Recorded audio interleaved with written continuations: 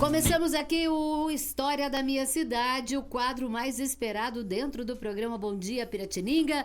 E eu já vou desejando ao professor Chico Artem bom dia, boa tarde, boa noite. Bom dia, boa tarde, boa noite, Soninha, amigos e amigas da Rede Piratininga, da Connect TV, que nos acompanha na AM 970 todos os dias às 10h30.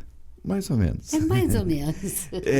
Nas redes sociais, a qualquer momento, na Connect TV, a partir das 18 horas a gente já entra no ar, com rotativa no ar pela Connect TV e vai, né?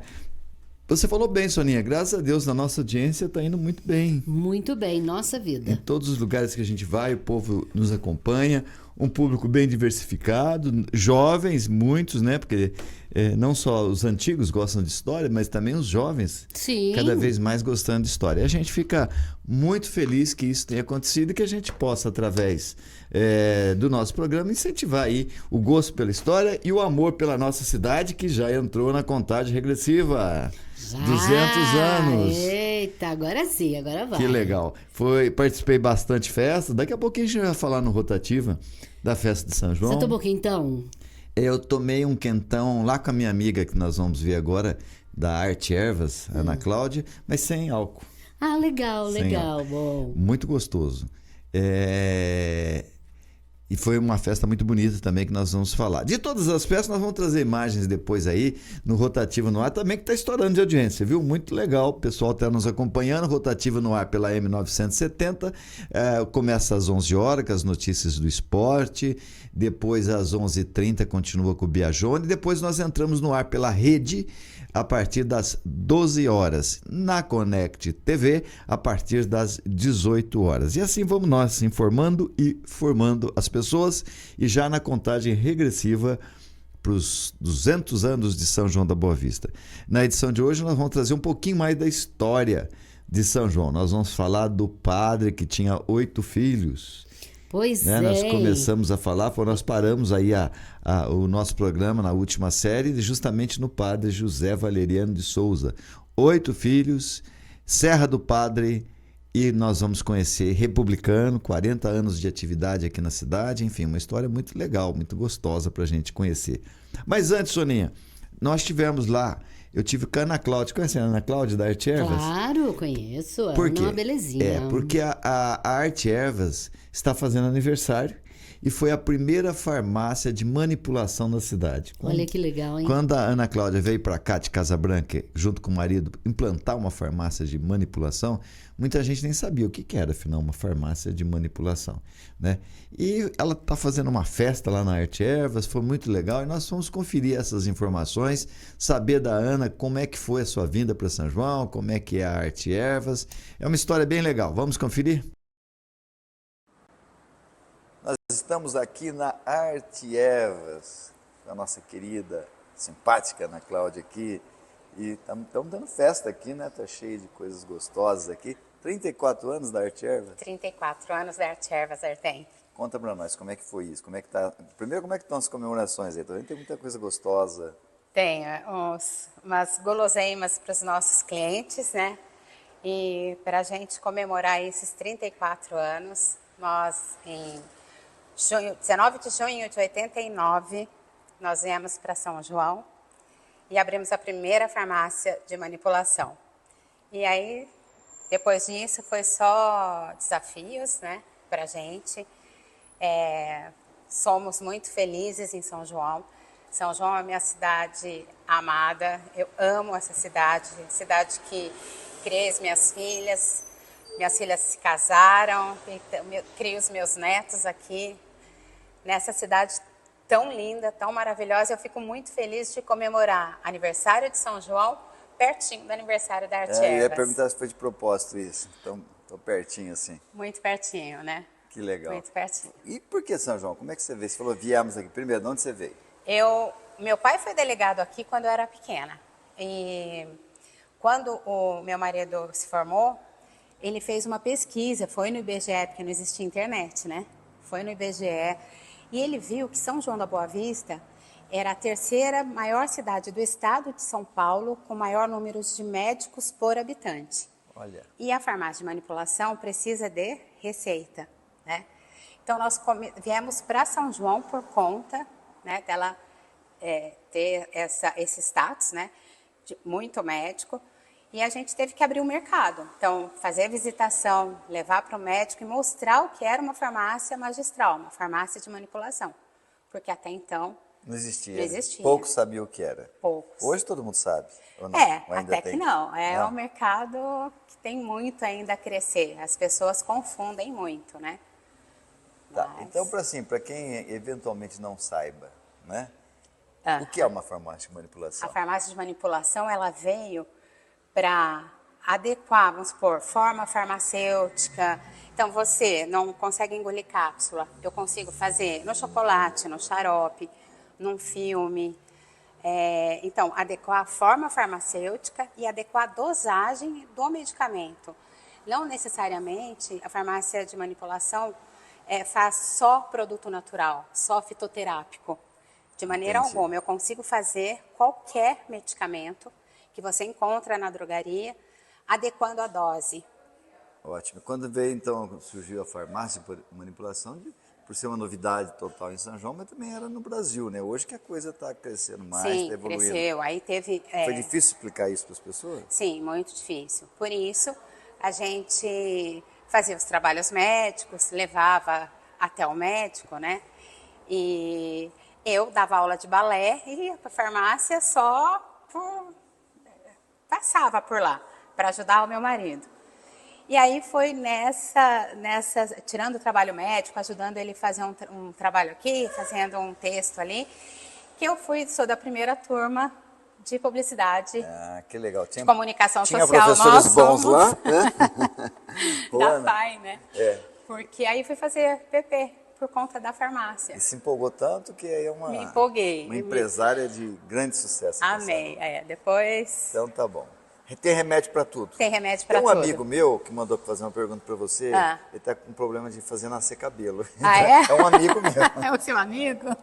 Ana, parabéns aí. Manda pro Eu que agradeço, pro esposo viu? aí o parabéns. Obrigada. E mais 34 anos de muito sucesso, Deus crescendo quiser. aqui com São João. Tá bom? Obrigada, Hertel. Arte Ervas, 34 anos e essa simpaticíssima da Ana Cláudia.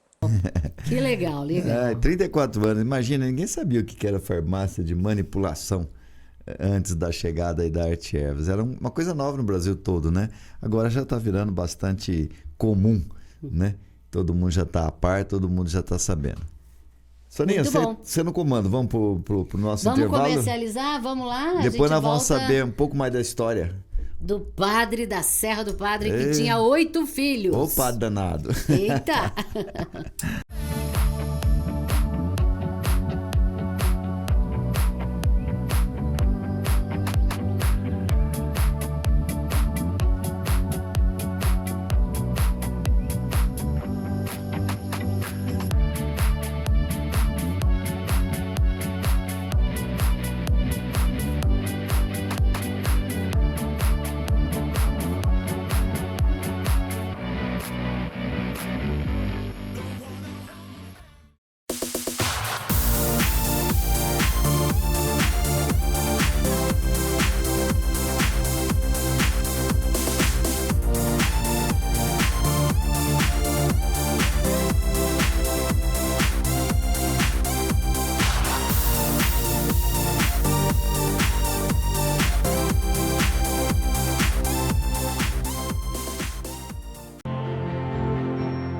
A Fera Alvarez é uma empresa nacional com mais de 52 anos de atuação no mercado de reciclagem de materiais ferrosos, não ferrosos, com foco na coleta, preparação e comercialização de materiais para fins siderúrgicos e de fundições. Contamos com uma frota própria de caminhões personalizados, equipados com sistemas de carga e descarga, entre outros, para atender os diversos tipos de demanda.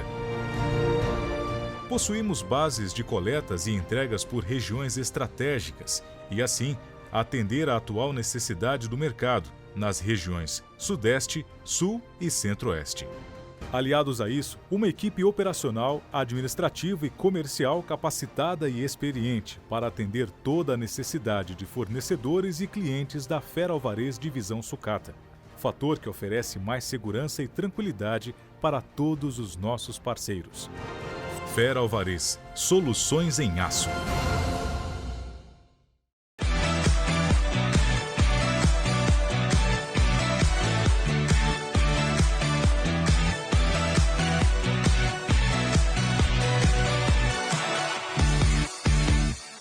Muito bem, voltamos aí com a história da minha cidade e vamos falar hoje sobre o padre que teve 8 filhos. Pois Conta é. pra gente. Eu tô O lado curiosa. pitoresco é isso, que ele teve 8 filhos. Mas ele tem uma história muito interessante, muito importante para São João da Boa Vista.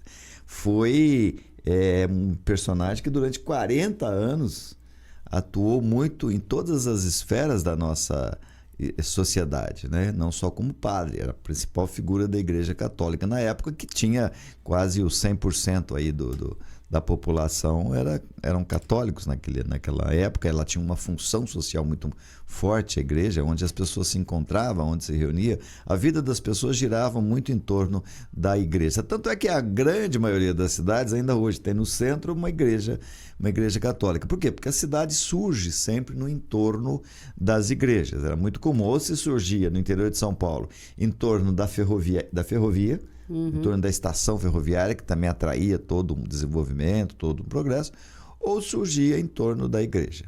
Então, não tinha outro fator aí, né, que fizesse o surgimento da cidade, que a cidade se desenvolvesse no entorno, né? E geralmente se fazia assim, a igreja no principal morro, né? A igreja tinha na época essa sabedoria interessante, como que tem uma sabedoria acompanhando aí ao longo da história. Não sabemos se planejado ou não, mas a ideia de construir no alto sempre era bem planejado. Coloca-se a igreja no principal morro, né? Também evitava enchentes, Verdade. também evitava uma série de transtornos que na parte de baixo colocaria, e ficaria mais na evidência. E talvez fosse também parte da crença religiosa de colocar Deus no lugar mais alto.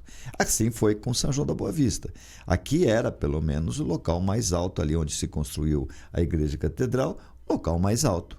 Porque o padre Monsenhor João Ramalho, conforme nós já falamos nos capítulos anteriores, nos programas anteriores, ele veio determinado a fazer uma cidade, né?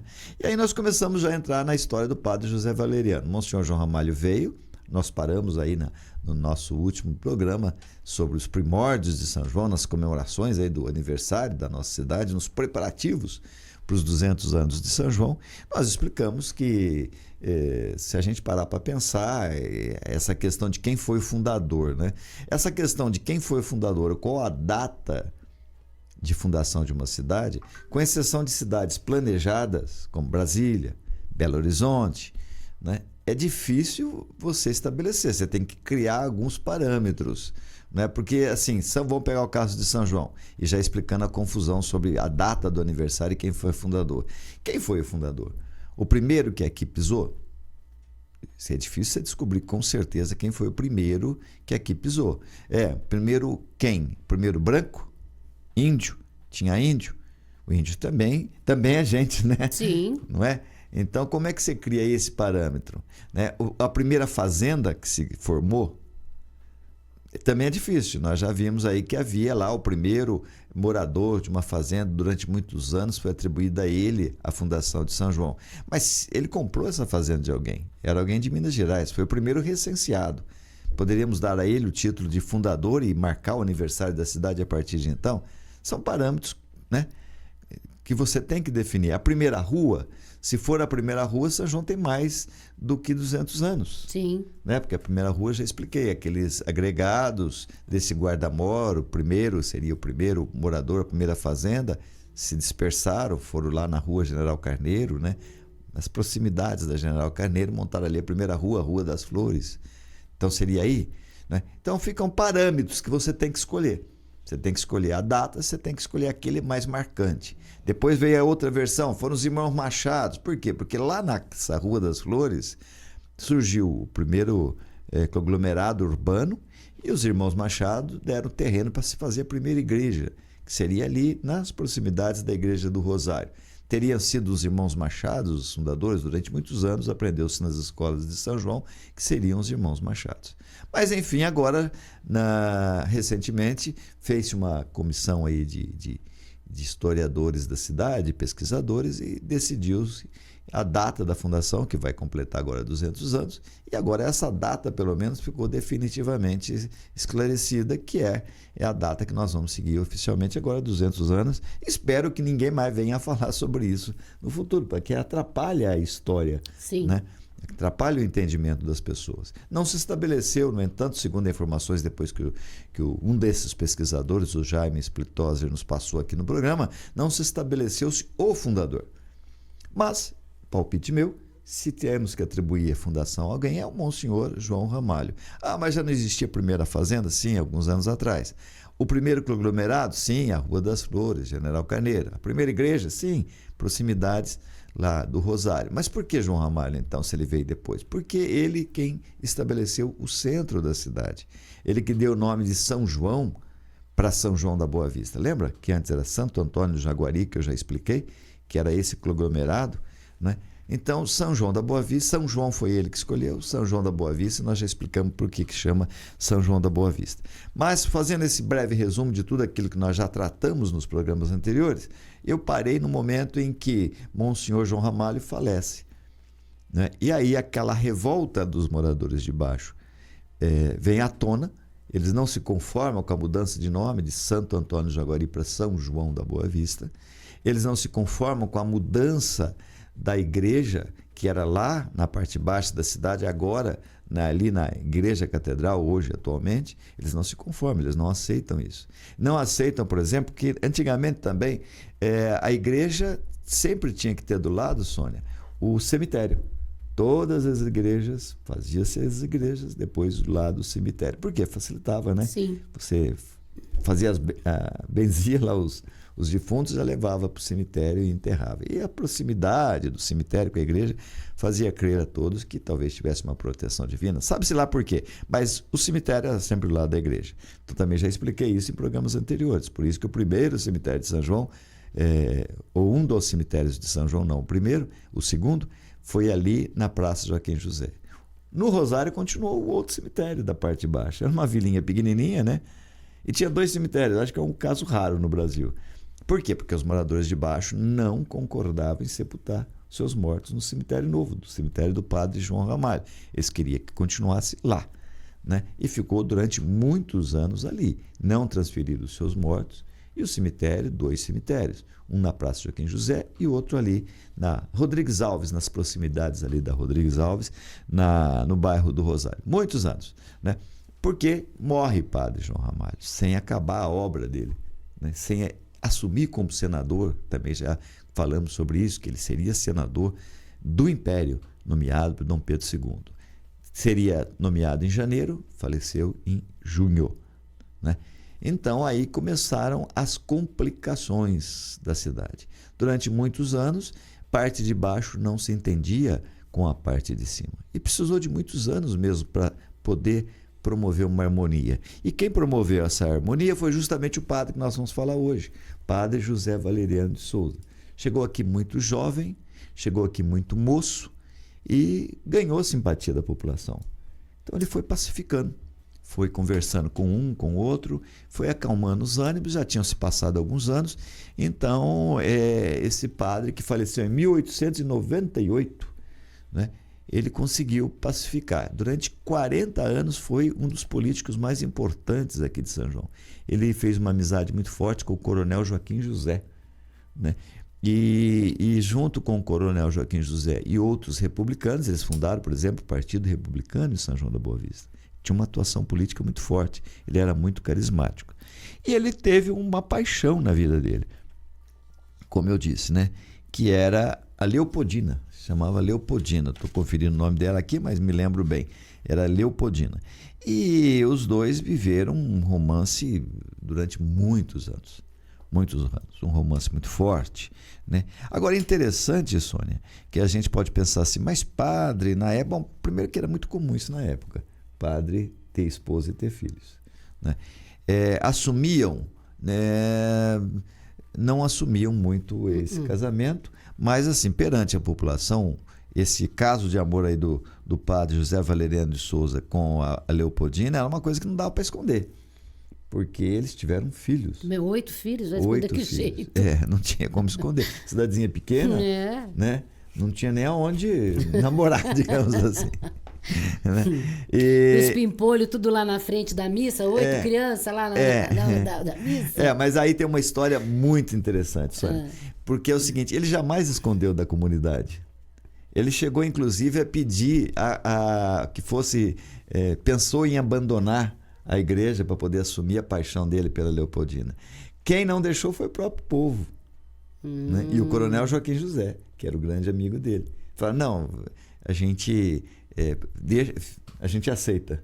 Sim. Seja um padre casado e continue com teus filhos. Mas aí ele falou assim, mas eu vou ficar com meus filhos na cidade. Era uma cidade já dividida, tinha os monarquistas, também, olha, vamos entender a questão política também da coisa. Era interessante para o coronel Joaquim José manter o padre José Valeriano, porque ele era republicano como ele. Então, talvez não seja nem uma questão de aceitação. Mas de política. De política. Vamos manter esse padre aqui mesmo, que ele é dos nossos, ele é republicano. Sim. Não vai dar problema para nós. Vai que a gente traz um padre aqui e ele seja aí contra a república. Que tinha muitos monarquistas ainda na cidade. Bom, e os dois, e mais alguns companheiros deles, que depois nos próximos programas a gente cita os nomes e as histórias deles, eles vão formando o Partido Republicano e a cidade todinha praticamente ficou republicana. Eles sumiram com os monarquistas daqui da cidade. Monarquistas ficaram minoria. Eu já contei isso também no programa quando eu falei sobre a vinda do Dom Pedro II para São João. Embora a cidade monarquista, acabou fazendo uma festa inesquecível para o Dom Pedro II. Mas a cidade era republicana, né? Agora, tinha um núcleo muito forte de monarquistas ainda, que desejava a permanência do Dom Pedro II. Então havia um embate político na época, era republicano versus monarquistas, né? E os dois líderes, os principais líderes, o grande fazendeiro, Joaquim José, e o padre, líder espiritual, né? E agora, ele precisava acomodar os filhos, eu expliquei isso no nosso último programa também. Ele falou assim, mas meus filhos vão ser estigmatizados, eles vão apontar na rua, olha o filho do padre e tal.